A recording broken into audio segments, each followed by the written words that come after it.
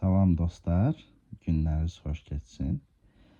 Molla Pənah Vaqifdən sevimli bir şeiri yenidən oxudum və əvvəllər oxuyarkən duyduğum hisslərə bənzər xoş hisslər yaşadım və istəyirəm onu sizlə də bölüşüm, dostlar, bir daha.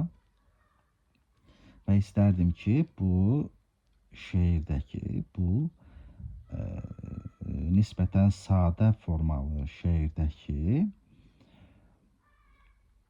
işığa diqqət eləyək dostlar.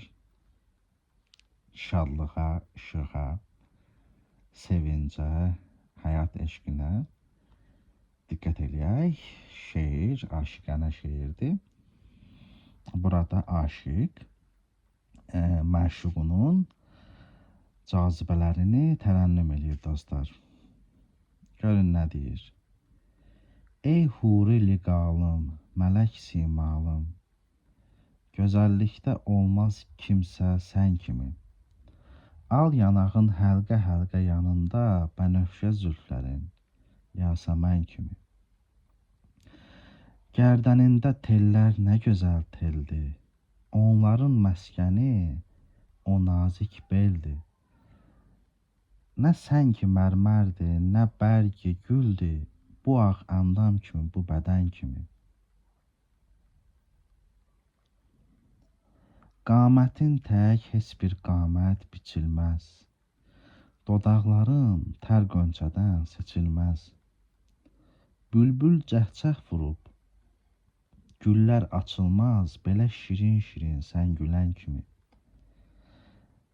Nə xoş sitəmkarsan, zalimi xunxar, onun üçün səndən çox giləyim var.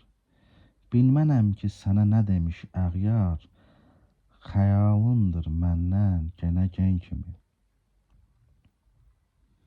Vaqif möhnəti fəraqa salma, əğyarın sözünü qulağa salma. Məni öz dərindən qırağa salma, heç aşiq tapılmaz sənə mən kimi. Belə. Deməli dostlar, buradakı ən sevimli məqamlar məncə bax bu yerlərdilər. Biri deyir, bir yerdə deyir ki, gözəllikdə sənə heç kim tay olmaz. Sevgilisi üçün deyir və deyir ki, o al yanağın yanında, yanaqlarının yanındakı o saçlarının həlqə-həlqə zülfləri yasəmənə bənzəyir, güllərə bənzəyir. O tellər sənin gərdənində, yəni bədənində, bədəninin yaxınlığında necə xoş görünür. Belinin nazikliyinin yanında.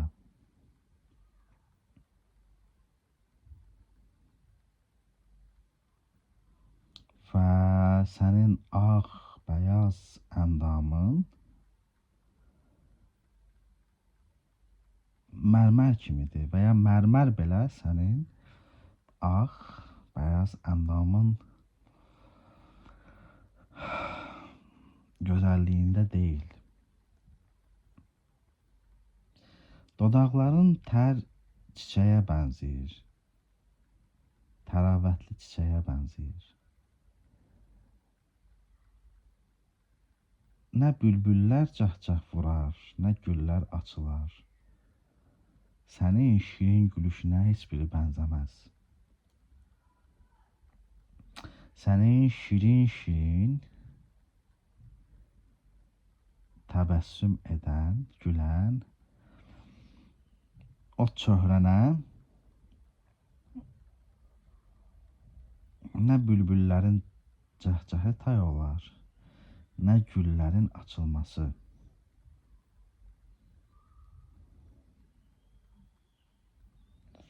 Və sonra deyir ki, sənə mənim düşmənlərim nə deyərsə desin, bil ki, səni heç kim mənim kimi sevməz. onların sözünə uyub, məndən gen gəzmə, qıraq gəzmə, uzaq qalma.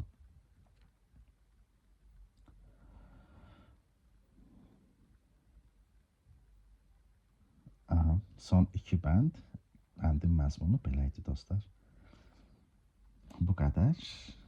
İstədim sizlə də o ləzzəti yenidən yaşayın və klassik poeziyamızın zarafətindən, dərinliyindən, o sadə qəşəngliyindən, aydınlığından, işığından, bəxş etdiyi ilhamdan, vəcdən, könül xoşluğundan birlikdə ləzzət almağa çalışaq. Hələlik dostlar, sizdən müğayət olun, sevgi ilə qalın və sənətlə qalın. Sağ olun.